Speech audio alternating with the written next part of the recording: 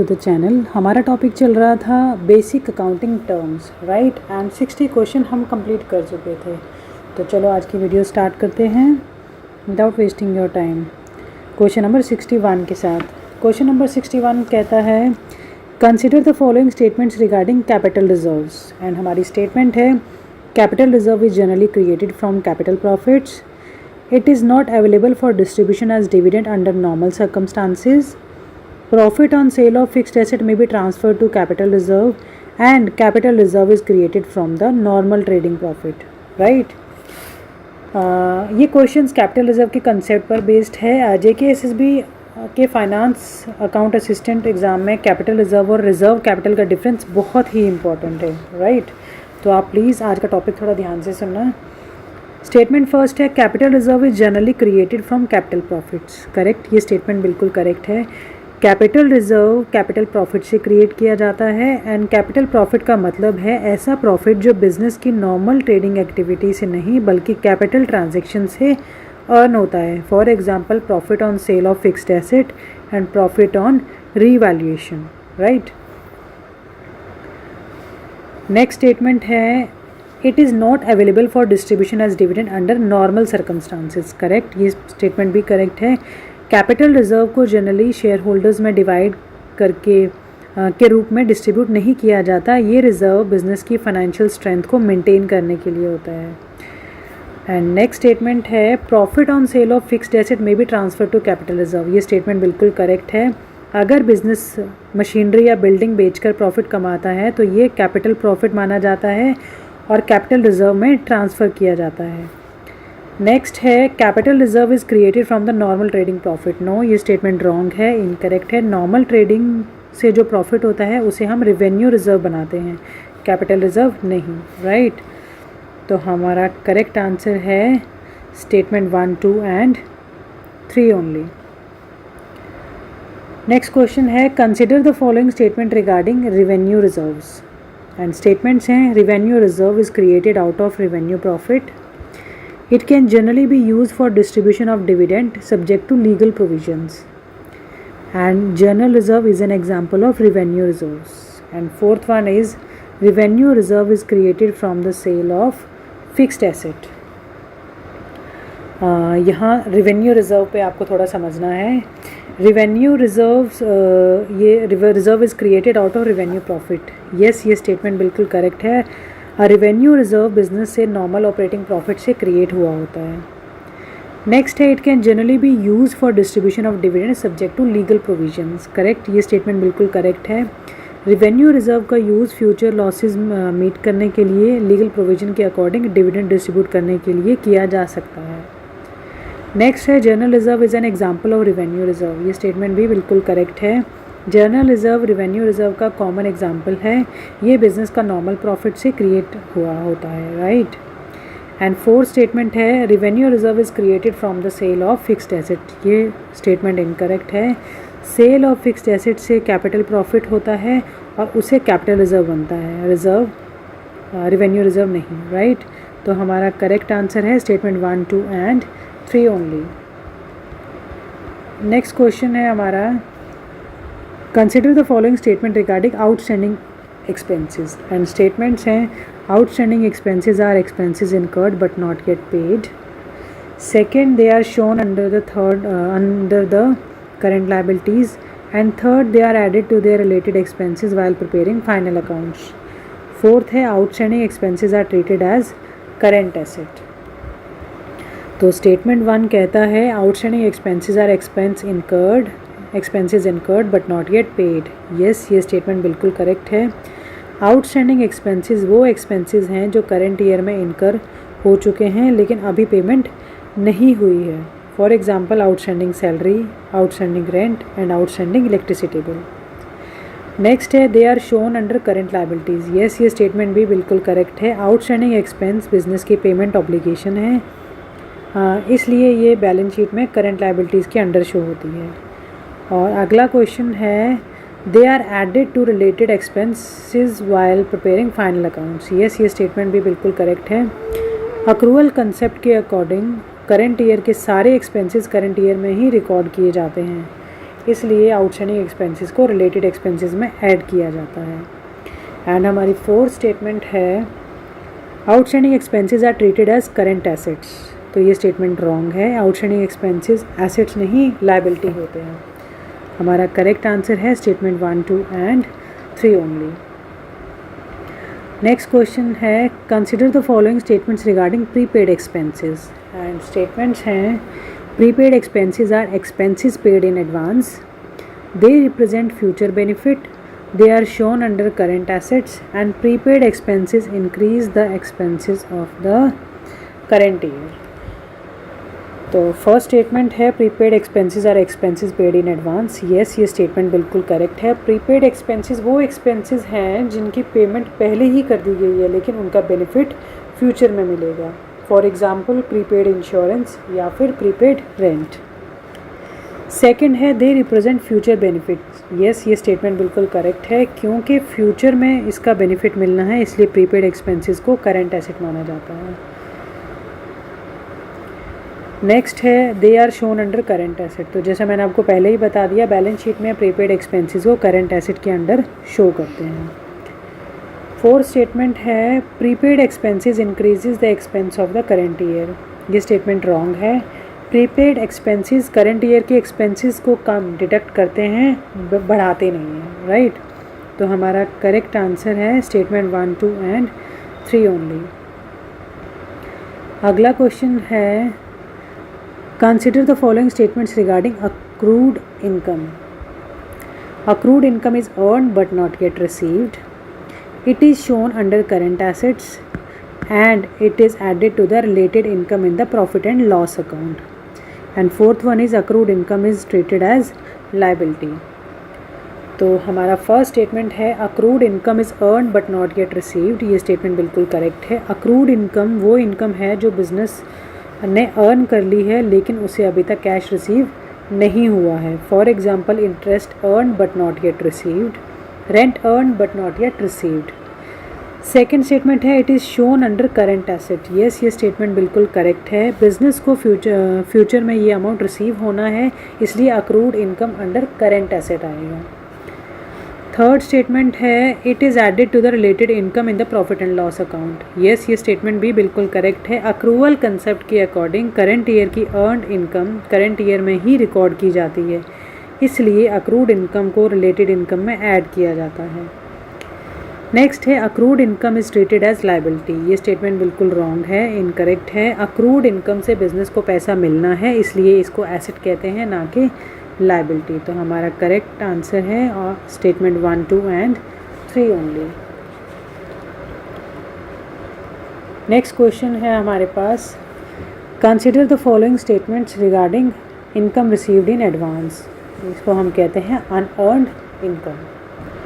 And हमारी statements हैं it is received before it is earned, it is a current liability, it is deducted from the related income while preparing final accounts, and fourth one is it is treated as current asset. तो first statement है it is received before it is earned. Yes, ये statement बिल्कुल correct है। Income received in advance का मतलब है कि business को पैसा पहले ही मिल गया है लेकिन सर्विसेज या बेनिफिट अभी आपको प्रोवाइड बाद में करना है। Example advance rent received, advance commission received, या फिर कोई सब्सक्रिप्शन है जो आपने एडवांस में रिसीव कर लिया है। नेक्स्ट है it is a current liability. Yes, ये स्टेटमेंट भी बिल्कुल करेक्ट है। बिज़नेस ने पैसा रिसीव कर लिया है लेकिन सर्विस अभी देनी बाकी है, इसलिए बिज़नेस की ऑब्लिगेशन है और करेंट लायबिलिटी के अंडर शो होगी। नेक्स्ट है it is deducted from the related income while preparing final accounts. Correct, ये स्टेटमेंट भी बिल्कुल करेक्ट है। अक्रूवल कंसेप्ट के अकॉर्डिंग सिर्फ अर्नड इनकम ही करंट ईयर की इनकम होती है, इसलिए एडवांस इनकम को रिलेटेड इनकम से डिडक्ट किया जाता है। एंड फोर्थ स्टेटमेंट है it is treated as a current asset. ये स्टेटमेंट बिल्कुल गलत है। एडवांस इनकम बिजनेस को रिसीव हो चुकी है, ये रिसीव करने का राइट नहीं है बल्कि फ्यूचर सर्विस देने की रिस्पॉन्सिबिलिटी बन जाती है, इसलिए ये लायबिलिटी है ना कि एसेट। तो हमारा करेक्ट आंसर है statement 1, 2 and 3 only. Next question है हमारे पास consider the following statement regarding bad debts. And statement हैं bad debts arise Bad debt arise when the amount due from the debtors become irrecoverable. Second है bad debts are treated as an expense and they reduce the amount of debtor. And fourth one is bad debt increases the business profit. First statement बोल रही है bad debts arise when the amount due from debtors become irrecoverable. ये statement बिल्कुल correct है. अगर customer से पैसा recover करना पॉसिबल ना हो तो उसे हम बैड डेट कहते हैं. And second statement bad debts are treated as an expense. ये स्टेटमेंट भी बिल्कुल करेक्ट है. बैड डेट बिजनेस का लॉस है, इसलिए प्रॉफिट एंड लॉस अकाउंट में एक्सपेंस के रूप में इन्हें दिखाया जाता है. एंड नेक्स्ट है they reduce the amount of debtor. Yes, ये स्टेटमेंट भी बिल्कुल करेक्ट है. जब कोई डेटर पेमेंट नहीं करता और उसका अमाउंट राइट ऑफ कर दिया जाता है तो डेटर की वैल्यू कम हो जाती है. राइट. नेक्स्ट है bad date increases business profit. ये स्टेटमेंट बिल्कुल गलत है. बैड डेट प्रॉफिट को कम करते हैं, ये बिजनेस के लिए लॉस है. राइट. प्रॉफिट को बढ़ाते नहीं हैं. तो हमारा करेक्ट आंसर है स्टेटमेंट 1, 2 एंड 3. नेक्स्ट क्वेश्चन है हमारे पास consider the following statement regarding provision for doubtful debt. And the statements are it is created to cover expected losses from the doubtful debts. It follows the principle of prudence, जिसे हम conservatism भी कहते हैं.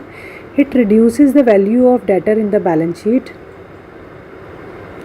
It is treated as a current liability. Right. तो first statement है it is created to cover expected losses from the doubtful debt. ये statement बिल्कुल correct है. कुछ डेटर्स फ्यूचर में पेमेंट नहीं कर सकते, इस एक्सपेक्टेड लॉस के लिए प्रोविज़न बनाए जाते हैं. राइट. नेक्स्ट है it follows the principle of prudence और कंजर्वेटिज्म. ये स्टेटमेंट भी बिल्कुल करेक्ट है. प्रूडेंस प्रिंसिपल कहता है कि एक्सपेक्टेड लॉसेस को हम पहले ही रिकॉग्नाइज कर लें, लेकिन अगर कोई एक्सपेक्टेड प्रॉफिट है तो हम उसे रिकॉर्ड नहीं करेंगे. प्रोविज़न इसी प्रिंसिपल का एप्लीकेशन है. नेक्स्ट स्टेटमेंट है it reduces the value of debtor in the balance sheet. Yes, ये स्टेटमेंट बिल्कुल करेक्ट है. बैलेंस शीट में debtors minus provision for doubtful debt करके दिखाते हैं, जिसे हम net realisable value of debtors कहते हैं. इसलिए डेटर की वैल्यू रिड्यूस हो जाती है. And fourth one is it is treated as a current liability. Incorrect.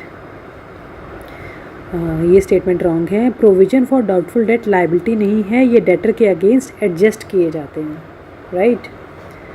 अगला क्वेश्चन है हमारे पास consider the following statement regarding depreciation. Right. Depreciation से आप ये समझ लो depreciation in the value, reduction in the value of asset. Right. Time की पासेज की वजह से एंड एसेट्स को यूज़ करने की वजह से उनमें जो नॉर्मल वेयर एंड टेयर होता है, उनमें जो खराबी आ जाती है या टेक्नोलॉजी आउटडेटेड हो जाती है, इन्हें हम मॉनेटरी टर्म्स में मेजर करते हैं और इन्हें हम कहते हैं डेप्रिसिएशन. इनकी जो वैल्यू कम होती है एसेट्स की, हम इन्हें कहते हैं डेप्रिसिएशन, जो कि reduction in the value of asset होती है. राइट. तो स्टेटमेंट्स देखते हैं. Depreciation is the gradual reduction in the value of asset. It is charged on the tangible fixed asset except land in normal circumstances. Depreciation is treated as an expense. Depreciation increases the value of fixed asset. The first statement है depreciation is a gradual reduction in the value of asset. तो जैसा मैंने आपको बताया, time के साथ साथ और यूज़ वेयर एंड टेयर की और ऑब्सोलेंस की वजह से फिक्स्ड एसेट की वैल्यू कम हो जाती है और इसी की रिडक्शन के लिए हम डेप्रिसिएशन लगाते हैं. राइट. तो फर्स्ट स्टेटमेंट बिल्कुल करेक्ट है. सेकंड स्टेटमेंट है it is charge on tangible fixed asset except land in normal circumstances. Yes, ये स्टेटमेंट बिल्कुल करेक्ट है. मशीनरी, बिल्डिंग, फर्नीचर और व्हीकल्स पर डेप्रिसिएशन चार्ज होता है, लेकिन लैंड की यूज़फुल लाइफ अनलिमिटेड मानी जाती है, इसलिए नॉर्मली उस पर डेप्रिसिएशन चार्ज नहीं होता. राइट. तो आप देखते होंगे कि ज़मीन की वैल्यू नॉर्मली बढ़ती जाती है, तो हम लैंड पे डेप्रिसिएशन नहीं लगाते in normal case. And third है depreciation is treated as an expense. Yes, ये स्टेटमेंट बिल्कुल करेक्ट है. डेप्रिसिएशन को प्रॉफिट एंड लॉस अकाउंट में एक्सपेंस के रूप में डेबिट साइड दिखाया जाता है. एंड फोर्थ स्टेटमेंट है depreciation increases the value of fixed asset. ये स्टेटमेंट बिल्कुल गलत है, रॉन्ग है. डेप्रिसिएशन एसेट की वैल्यू को कम करता है, ना कि बढ़ाता है. राइट. तो हमारा करेक्ट आंसर है स्टेटमेंट 1, 2 एंड 3 ओनली. अगला क्वेश्चन है consider the following statement regarding amortization. And statement है amortization is the systematic write off of the intangible assets. Next है it applies to the assets like patents and copyrights. It is treated as an expense. It is charged only on tangible assets. Right? तो थोड़ा समझते हैं. Statement 1 कहता है amortisation is the systematic write off intangible asset. ये statement बिल्कुल correct है. जैसे टेंजिबल एसेट पर डेप्रिसिएशन चार्ज होता है वैसे ही इनटेंजिबल एसेट पर अमोर्टाइजेशन चार्ज होता है. राइट. नेक्स्ट है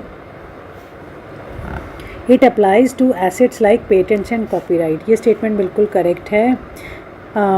पेटेंट्स, कॉपीराइट, सॉफ्टवेयर या लाइसेंस इन पर अमोर्टाइजेशन चार्ज होता है. एंड नेक्स्ट है it is treated as an expense. ये स्टेटमेंट भी बिल्कुल करेक्ट है. अमोर्टाइजेशन भी प्रॉफिट एंड लॉस अकाउंट में एक्सपेंस के रूप में रिकॉर्ड किया जाता है डेबिट साइड, वैसे ही जैसे डेप्रिसिएशन दिखाया जाता है. राइट. एंड फोर्थ है it is charge only on tangible assets. ये स्टेटमेंट बिल्कुल गलत है. जैसा कि हमने पढ़ा टेंजिबल एसेट पे डेप्रिसिएशन चार्ज होता है और इंटेंजिबल एसेट्स पे अमोर्टाइजेशन. तो ये स्टेटमेंट बिल्कुल गलत है. अमोर्टाइजेशन इंटेंजिबल एसेट पर चार्ज होता है, टेंजिबल एसेट पर नहीं. तो हमारा करेक्ट आंसर है statement 1, 2 and 3 only. Next question है consider the following statements regarding depletion. And statements हैं depletion is applicable to the natural resources. Mines and oils wells are example where depletion is charged. Depletion allocates the cost of natural resources over their useful life and depletion is charged on the office furniture. Right. तो first statement है हमारे पास depletion is applicable to natural resources. ये question depletion के concept पर based है और JKSSB में डेप्रिसिएशन, अमोर्टाइजेशन और डिप्लीशन का डिफरेंस बहुत ही ज़्यादा इंपॉर्टेंट है. राइट. तो इसको आप इम्पॉर्टेंट भी मार्क कर लें. Depletion is applicable to the natural resources. Yes, ये स्टेटमेंट बिल्कुल करेक्ट है. डिप्लीशन का यूज़ उन एसेट के लिए किया जाता है जहाँ नेचुरल रिसोर्सेज होते हैं और उनके साथ ग्रेजुअली ख़त्म होते जाते हैं, जैसे कि coal mines, oil wells, natural gases and mineral deposits. Next है mines and oils wells are example of the depletion. तो हमने ये पढ़ ही लिया. ये स्टेटमेंट भी बिल्कुल करेक्ट है. नेचुरल रिसोर्सेज की क्वांटिटी यूज़ के साथ साथ कम होती है, इसलिए माइंस और ऑयल वेल्स पर डिप्लीशन चार्ज की जाती है.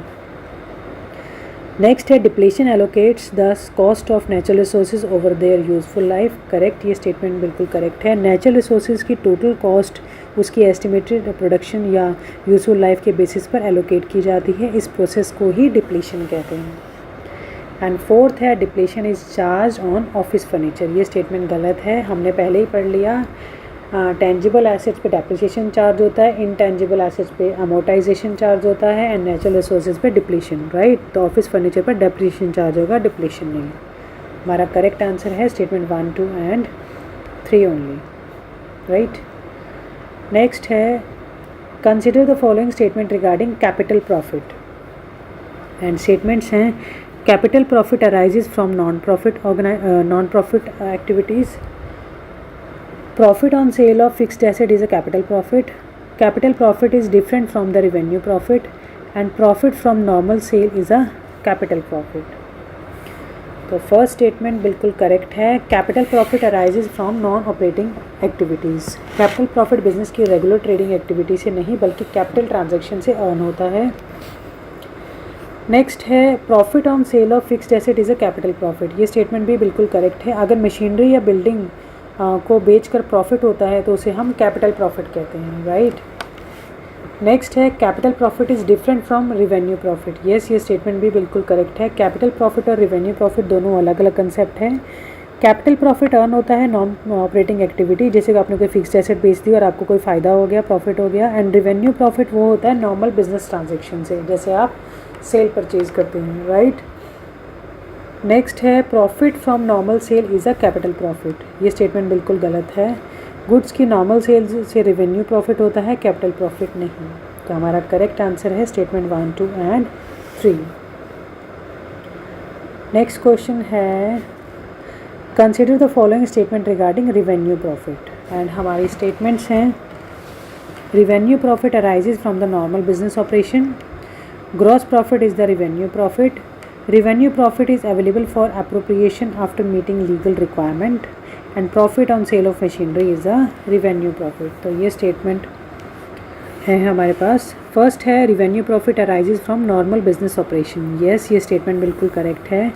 रिवेन्यू प्रॉफिट बिजनेस की रेगुलर एक्टिविटी से अर्न होता है, for example sales of goods या रेंडरिंग ऑफ सर्विसेज. नेक्स्ट है gross profit is a revenue profit. Yes, ये स्टेटमेंट बिल्कुल करेक्ट है. Gross profit normal trading activity से अर्न होता है, इसलिए ये रिवेन्यू प्रॉफिट है. थर्ड है revenue profit is available for appropriation after meeting legal requirement. बिल्कुल सही, करेक्ट है. रिवेन्यू प्रॉफिट का यूज़ डिविडेंड देने के लिए, जर्नल रिजर्व बनाने के लिए कर सकते हैं, लेकिन कुछ लीगल प्रोविज़न फॉलो करने होते हैं, राइट. नेक्स्ट है profit on sale of machinery is revenue profit. ये स्टेटमेंट बिल्कुल गलत है. मशीनरी की सेल से कैपिटल प्रॉफिट होता है, रिवेन्यू प्रॉफिट नहीं होता. तो हमारा करेक्ट आंसर है स्टेटमेंट 1, 2 एंड 3 ओनली. अगला क्वेश्चन है consider the following statement regarding capital loss. And statement है capital loss arises from the capital transaction. Loss on sale of fixed asset is a capital loss. Capital loss is different from the revenue loss, and salary paid is a capital loss. तो first statement है capital loss arises from the capital transaction. ये statement बिल्कुल सही है. Capital loss उन transaction से होता है जो फिक्स्ड एसेट या कैपिटल एसेट से रिलेटेड होते हैं. एंड नेक्स्ट है loss on sale of fixed asset is a capital loss. ये स्टेटमेंट बिल्कुल करेक्ट है. अगर मशीनरी या बिल्डिंग को बुक वैल्यू से कम प्राइस पर बेचा जाए तो कैपिटल लॉस होता है. एंड थर्ड है capital loss is different from the revenue loss. ये स्टेटमेंट बिल्कुल करेक्ट है. कैपिटल लॉस और रिवेन्यू लॉस अलग होते हैं. कैपिटल लॉस ट्रांजैक्शन और रिवेन्यू लॉस कैपिटल ट्रांजैक्शन और revenue loss normal business operation से होता है, राइट. नेक्स्ट है salary paid is a capital loss. ये स्टेटमेंट बिल्कुल गलत है. सैलरी एक रिवेन्यू एक्सपेंस है, ये कैपिटल लॉस नहीं है. तो हमारा करेक्ट आंसर है स्टेटमेंट 1, 2 एंड. नेक्स्ट क्वेश्चन है हमारे पास consider the following statement regarding revenue loss. And statements हैं revenue loss arises during normal business operations. Bad debts are treated as revenue loss. Salary expenses में result in revenue loss. And loss on sale of land is a revenue loss. तो first statement है revenue loss arises during normal business operation. Yes, ये statement बिल्कुल correct है. Revenue loss business की day to day activities के दौरान होता है, राइट. नेक्स्ट है bad debts are treated as revenue loss. ये स्टेटमेंट भी बिल्कुल करेक्ट है. बैड डेट्स बिजनेस का ऑपरेटिंग लॉस होते हैं, इसलिए ये रेवेन्यू लॉस के अंडर आते हैं, राइट. नेक्स्ट है सैलरी एक्सपेंस में रिजल्ट इन रेवेन्यू लॉस. ये स्टेटमेंट भी बिल्कुल करेक्ट है. सैलरी एक रेवेन्यू एक्सपेंस है. अगर एक्सपेंसेस इनकम से ज़्यादा हो जाएं तो रेवेन्यू लॉस हो सकता है, राइट. एंड फोर्थ है loss on sale of land is revenue loss. Incorrect, ये स्टेटमेंट बिल्कुल गलत है. लैंड एक फिक्स्ड एसेट है और लैंड की सेल पर होने वाला कैपिटल लॉस होता है, रेवेन्यू लॉस नहीं होता, राइट. तो हमारा करेक्ट आंसर है statement 1, 2 and 3 only. Next question है consider the following statement regarding gross profit. And the statements are gross profit is calculated in the trading account. Gross profit is equal to net sales minus cost of goods sold. Gross profit does not consider indirect expenses, and gross profit is calculated after deducting office salary, right. तो first statement है gross profit is calculated in the trading account. Yes, ये statement बिल्कुल correct है. Trading account का main purpose gross profit या gross loss calculate करना है, जैसा कि हम पहले भी पढ़ चुके हैं. एंड ग्रॉस प्रॉफिट सिर्फ ट्रेडिंग एक्टिविटी से ही रिलेटेड होता है. नेक्स्ट है gross profit is equal to net sales minus cost of goods sold. ये स्टेटमेंट भी बिल्कुल करेक्ट है. ग्रॉस प्रॉफिट निकालने का बेसिक फार्मूला है नेट सेल्स माइनस COGS यानी कॉस्ट ऑफ गुड्स सोल्ड. ये फार्मूला एग्ज़ाम के पर्पज़ से भी बहुत इंपॉर्टेंट है, राइट. नेक्स्ट है gross profit does not consider indirect expenses. बिल्कुल सही. ग्रॉस प्रॉफिट कैलकुलेट करते वक्त सिर्फ डायरेक्ट एक्सपेंसेस जैसे carriage inward, wages, freight inward consider किए जाते हैं, और इनडायरेक्ट एक्सपेंसेस जैसे ऑफिस सैलरी, रेंट, एडवर्टीजमेंट, ये सब प्रॉफिट एंड लॉस में शो होते हैं. एंड फोर्थ स्टेटमेंट है gross profit is calculated after deducting office salary. Incorrect, ये रॉन्ग है। ऑफिस सैलरी एक इनडायरेक्ट एक्सपेंस है, ये ग्रॉस प्रॉफिट कैलकुलेट करते वक्त डिडक्ट नहीं की जाती, ये नेट प्रॉफिट कैलकुलेट करते वक्त रिड्यूस की जाती है, राइट।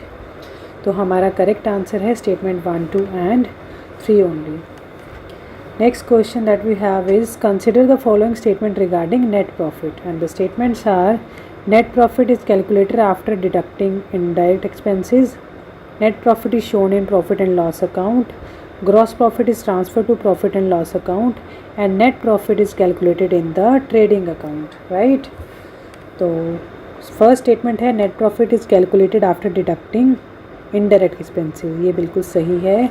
ग्रॉस प्रॉफिट से office expenses, salary, rent, depreciation, advertisement जैसे इनडायरेक्ट एक्सपेंसेस डिडक्ट किए जाते हैं, फिर नेट प्रॉफिट मिलता है, राइट।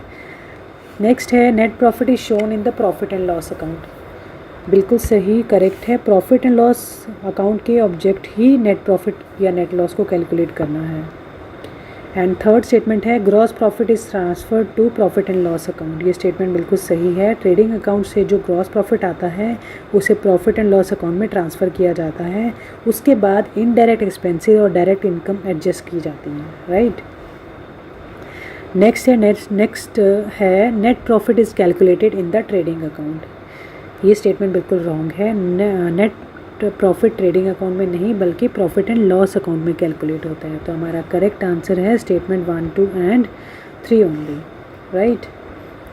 अगला क्वेश्चन है consider the following statement regarding drawings, and the statements are drawings reduce the owners capital, drawings may be in cash और goods, drawing are not rated as a business expense, drawing increase the business profit.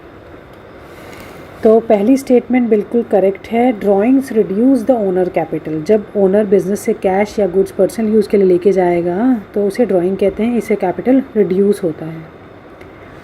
Next है drawing में B in cash और goods, ये statement भी बिल्कुल correct है। Owner cash निकाल सकता है और गुड्स भी पर्सनल यूज़ के लिए लेके जा सकता है, दोनों ही ड्राइंग के एग्जाम्पल्स हैं। थर्ड है drawings are not rated as business expense, yes, ये स्टेटमेंट बिल्कुल करेक्ट है। ड्राइंग ओनर की पर्सनल ट्रांजैक्शन है, ये बिजनेस का एक्सपेंस नहीं है। एंड फोर्थ है drawing increase the business profit, ये स्टेटमेंट रॉन्ग है। ड्राइंग का प्रॉफिट से कोई रिलेशन नहीं है, ये सिर्फ कैपिटल को रिड्यूस करते हैं, राइट। नेक्स्ट क्वेश्चन, तो हमारा करेक्ट आंसर है statement 1, 2 and 3 only, right. Next question है consider the following statement regarding capital employed, and statements हैं capital employed represent the total capital used in the business, it includes owners capital and long term liability, it is useful for measuring business efficiency, and it is always equal to current liabilities. तो first statement है capital employed represent total capital used in the business, बिल्कुल सही, ये statement बिल्कुल correct है। Capital employed का मतलब है बिजनेस में लॉन्ग टर्म बेसिस पर लगाया गया टोटल फंड। नेक्स्ट है it includes owner capital and long term liabilities, yes, this statement is also correct. Capital employed में generally owners capital, long term borrowings include होती हैं, राइट।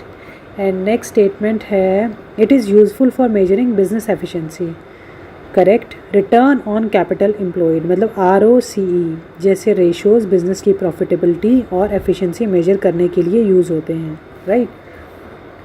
फोर्थ स्टेटमेंट है it is always equal to current liabilities, ये statement wrong है। Capital employed का current liability से कोई direct relation नहीं है।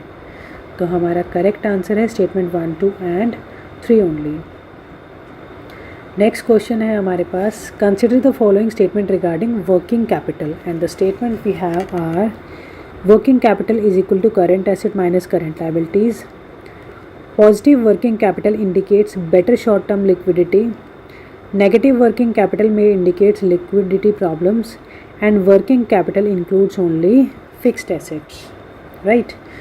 तो वर्किंग कैपिटल का कंसेप्ट भी JKSSB एग्ज़ाम के लिए काफ़ी इंपॉर्टेंट है, राइट।